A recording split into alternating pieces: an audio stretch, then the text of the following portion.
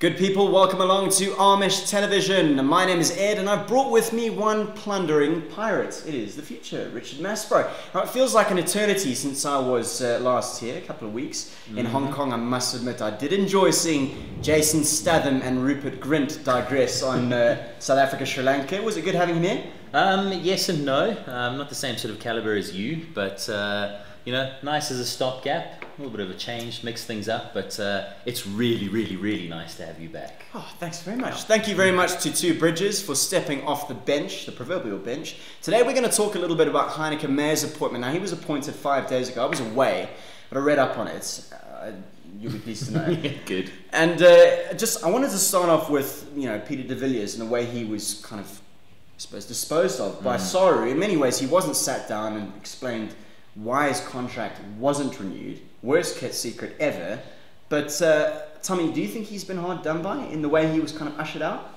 Yes, I suppose if you look at it in terms of way people are dealt with, it's not ideal. But that's SA Rugby. Let's be fair about this now. Building and maintaining relationships. Exactly. What? You know, it's not like they were fair to Jake White or, you know, that's just the way it goes. That's part and parcel of the job. And unfortunately, Peter de Villiers is another casualty. And, you know, I can't say that I'm sad to see him go. I'm sad because of the lack of lines in the newspaper we'll be seeing from him and the quotes that he gave us. But, you know, we're moving on. We're moving on to bigger and brighter and better things. And hopefully this is a step in the right direction. So you can't really feel sorry for the guy, you know.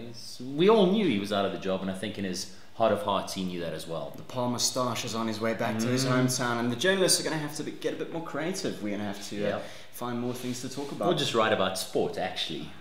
That's probably what we're here to do anyway. Let's talk about Heyneke Meyer. Tactically very astute, of course. Lots of domestic success with the Bulls. Interesting that his biggest challenge that he talks about is the relationship that he has with these sort of local coaches. How is he going to maintain those relationships and make sure that the players are conditioned when they go back from test matches, as much as he wants them in to be in good shape when they come to a test match? Yeah, it's going to be key. It's a longer Super Rugby season this year. There's a lot more emphasis on the guys playing continuous rugby, literally from, you know, end of this month through till, well, end of the year. It's a long season for them, especially for the internationals, and I think it's going to be difficult for him. You know, the provinces and the franchises themselves, they want their players, they want them in good condition, and they want them every week. It's that simple. So to rest and rotate, I think he's going to have a very good sit-down chat with each of the coaches and say, listen, this is the end goal for us. The end goal for you is this. Where can we meet each other in the middle? Well, I suppose he does know what it's like, and he will know now from both sides. But he understands the culture of South African rugby. Absolutely. And it's kind of a realm that is not bereft of any talent. Let's just be honest. You know, New Zealand rugby is kind of seen as and spoken of as the academy, but we are certainly not bereft of talent here.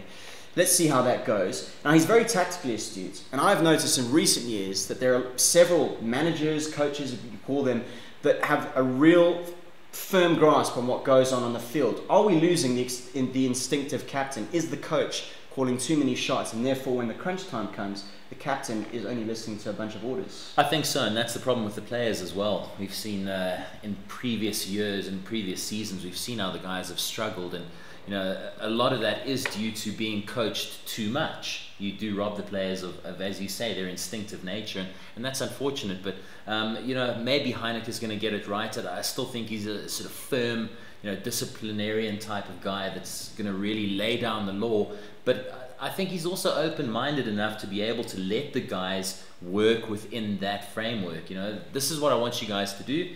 That is the game plan, and then execute it however you want it to. And hopefully that's the sort of approach we're going to see from him and the players. But it's really interesting to see this kind of new era of Springboks being ushered in now. And the old guard is kind of on its way out to join the sort of media ranks. I suppose a few of them will be in front of camera quite soon. Obviously, a few of them have gone to Europe to make a quick buck before they end up packing it in. Who's going to be the next captain? And why is he going to be the next captain? We were actually talking about this a little earlier today. It's so interesting because I know he has said that the captain must be a first choice. You know, he must pick himself in the starting lineup.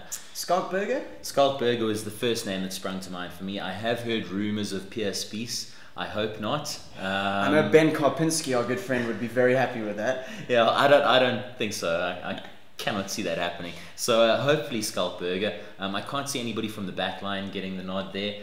John Smith, maybe if he stays clear of the injuries and the niggles and the knocks and that sort of stuff, there's a guy who could get a look in. But aside from that, there's nobody really who sticks up their hand and says, pick me, pick me. I honestly think it's going to be Skalkberger. That was said in jest, by the way, Ben. Of course we know how you think on the matter. But air of optimism around South African rugby. Of course we know that a coach isn't going to make all the difference. It's not going to turn things around. We are sort of eager to move on from what has been a pretty poor 4 years, despite the Lions tour in 2009 and of course the Tri-Nations the year before that. But let's look ahead now to the weekend that is going to be. We've got Manchester United playing Chelsea. We've got the Six Nations starting. Where's your bet there?